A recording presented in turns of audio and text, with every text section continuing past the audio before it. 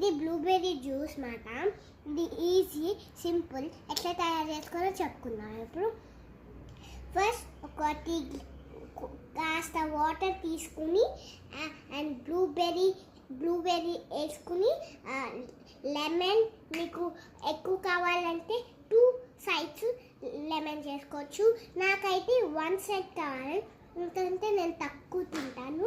అందుకోసం నేను ఒక్క దాంతోనే పిండుకున్నా. అండ్ మనకి ఏమంటారమ్మా, పుదీనా వేసుకోవాలన్నమాట. అప్పుడు మిక్సింగ్ తర్వాత షేకింగ్ అండ్ అప్పుడు చేసేసుకుని మళ్ళీ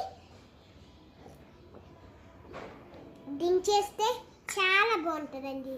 మీకు కూడా ట్రై చేస్తే లైక్ చేయండి, షేర్ చేయండి, సబ్స్క్రైబ్ మాత్రం చేయండి, బెల్ మాత్రం మర్చిపోకండి.